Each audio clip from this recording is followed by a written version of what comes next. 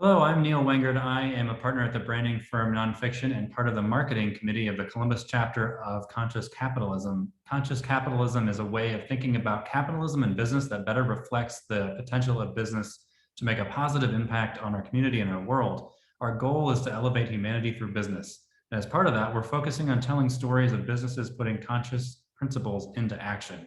Today, I'm really excited to be talking to Megan Shroy of Approach Marketing. Hi, Megan. Can you tell us a little bit about yourself and Approach? Yeah, absolutely. I'm happy to be here. So I'm Megan Shroy, founder and president of Approach Marketing.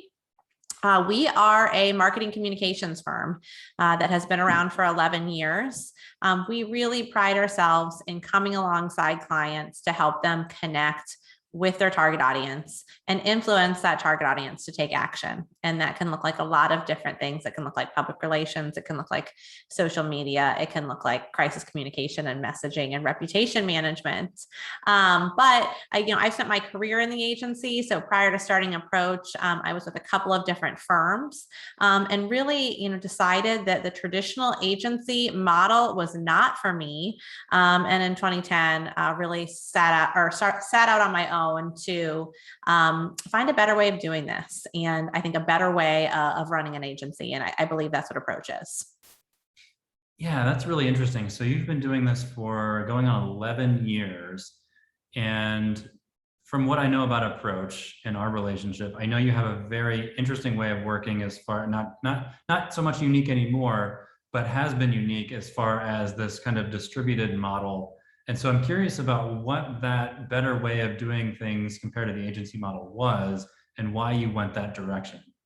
Yeah, absolutely. So first I'll say Approach has operated 100% virtually since day one. So for over a decade, we have been doing Zoom meetings and working from co-working spaces, and I hire talent regardless of where they are based.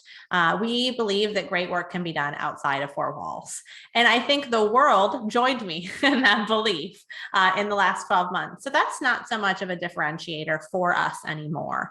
But really what our differentiator is, and when I say, I believe there's a better way of doing this, the agency life and the traditional big global agencies, I believe are all about how many hours can we bill, and how much can we work our talent as they climb that corporate ladder. And I was in that world, and it became very apparent that it's very difficult to find any sort of work-life balance. And as a woman and a mom of three, I really feel strongly that I am a more interesting person because I have a life. And I am better for my clients because that life is important. And that was really kind of the impetus behind why this business was created. We believe that Approach is cheating the system, and that system that says you have to give it all up to have it all. That is our core purpose at Approach. We don't believe that. We believe that both matter. And so we are an agency made up of independent contractors. These folks decide how often they're going to work, how much they're going to work, where they're going to work from. And I believe because we give them that flexibility, they come and give us their very best. And I think the client wins in the end. And I think, the last decade of growing this business proves that. So really, when I say I think there's a better way of doing this, I think, becoming singularly focused on a career at the expense of being a person, and we kind of call BS on that notion. And we say we're better because we believe you don't have to give it all up to have it all. Yeah, and you used an interesting word there. You said talent instead of employees, and bigger agencies seeing not people, but talent. And I think that kind of speaks volumes as far as how they see the balance of work and life. You were there as expendable crewman talent number one. And, as soon as you're done, as soon as you're spent, the next person rolls in. And so how do you as a leader, as a business owner, approach your team, no pun intended, approach your team as kind of a conscious leader as far as what the needs of your business are, but more importantly, what the needs of each individual is? Yeah, well, I think that's really important. And I mean, we have a role at Approach that, we made up. I haven't seen this in any other company, called head of talent, that her job is to do just that. It is to understand, what motivates our team. It is to understand, being a leader, what do they need? And how can we make them better at their job? How can we make them feel more supported?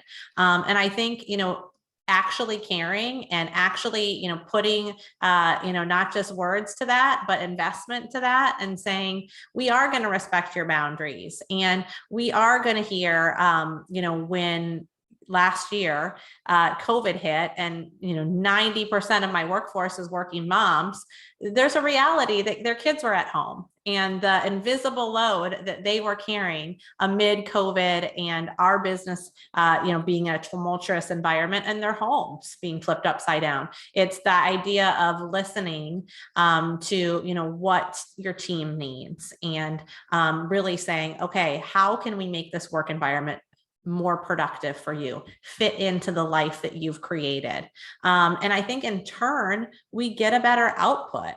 I always say, like, we weren't interested in creating the way out from the traditional agency. We just believe there's a better way of doing it. And we created Approach to do agency differently. And I think it ties into that. It ties into, I sell talent all day long. My clients need this talent to become an extension of their team and help them accomplish their marketing goals. So me keeping that talent here and happy is keenly important, because that's what I'm selling every single day. And so I have to be able to attract the best and brightest. And I think our business model does that. Yeah. So you mentioned two things. You mentioned having a head of talent, that the sole job, her entire role is to do this. And you mentioned that advocates for the team. Yes. Yeah, advocating for the team and really listening to them and understanding their needs. What are some other practical tips for somebody who wants to be a more conscious leader when it comes to listening to the team and understanding what the team needs to both be motivated, but also just be able to do their best work in a way that is balanced? Yeah, in the past, we talked about a lot of things like, being able to work from home, creating a culture where you don't have to hide that you need to bring your kid to the dentist at 3 o'clock on a Tuesday. We as parents all have to bring our kids to the dentist at 3 o'clock on a Tuesday. And I think, there's this kind of myth in corporate America that, that is bad and you can't climb to the top if that is your mentality. And I think, one of the things that we really kind of look to do is shatter those myths and say, you don't have to hide being a parent here, or you don't have to hide having passions outside of Approach. So I think, we believe that, by pursuing those passions, by, being a person in full, you're better equipped to solve complex challenges for our clients. And so let's figure out ways to build a culture of doing that. And, that's kind of what that head of talent is all about. As far as, practical ways of doing that, the number one thing I think about is, really defining your core values as an agency and then living by them. And we have 4 core values at Approach. Our team defines these core values. They are our essence, and we run our business on them. We hire on our core values. We promote on our core values. We reward and recognize on our core values. We pitch our clients on our core values, and we make sure before we even sign a contract with a client that they know those and they align with theirs, because that's how good work is done, is for them to know how we operate. And so I think that's a really practical way of doing this. If this whole idea of being a conscious leader, building a conscious culture matters to you, start by defining what that is in your organization, because it probably looks a little different than it does in my organization. And then, operate your business on those core values. Yeah. And so that's a great start. Let's say you have those core values in place. What would be the next steps to rolling them out? Maybe the team is not used to having those guideposts as far as day-to-day work and day-to-day hiring goes. What's the next step after you have those values? So I think we talk about our core values every single day. I think everyone could recite these in our sleep. And it's not about, having them printed on notebooks, even though we do, and posted on an office wall, even though I can see them right now in my studio. For us, it really is about putting them into practice in our operating system.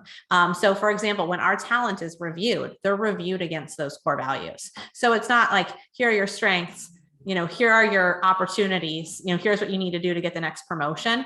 We measure folks up and their performance up to those core values. And, like I said, we hire and we fire based on them. As far as with our clients, our kickoff meeting with every client, we go through our core values and we say, if anything we do or say does not align with these in our relationship together, it should be a red flag to pick up the phone and call me, the owner, first and foremost. We every single week on our team meetings do core values call outs. We're not the leadership team, or not myself, but our team recognizes their colleagues for living their core values. And they might say, care personally is one of our core values. They might say, I really saw so-and-so care personally about this client this week by doing X, Y, and Z. So hopefully inspiring other individuals to do those things, and to incite ideas for ways that they can provide better client service by caring personally, which is one of our core values. So I think those are some practical ways to do it, is not just to define them and put them on a wall and never talk about them again, but to truly make sure they are coming into conversations day in and day out, and it's not just you using the core values, but it's the team driving them as well. Yeah, and I think that's where the consciousness comes in. It's just waking up and being aware that these core values exist, and it's not something that you define once and check it off a list. It's something you have to live every single day. Absolutely. Absolutely 100%. Yeah, that's fantastic. I've learned a lot, and definitely have some things to think about for our business. So what are some ways to get involved with Approach, or to get involved with you as far as your business goes? Yes. First and foremost, we are always looking for good talent. And so I want to throw that out there. So if you, think I love marketing, I love communications, I'm interested in this company, our website is approachmarketing.com. Go to our website, send us an email through there, and I would love to connect with you.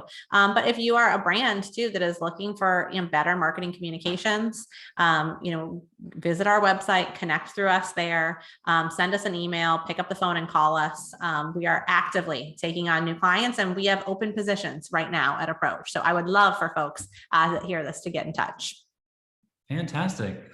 Megan, thank you so much for your time. Thank you, Neil. I appreciate it.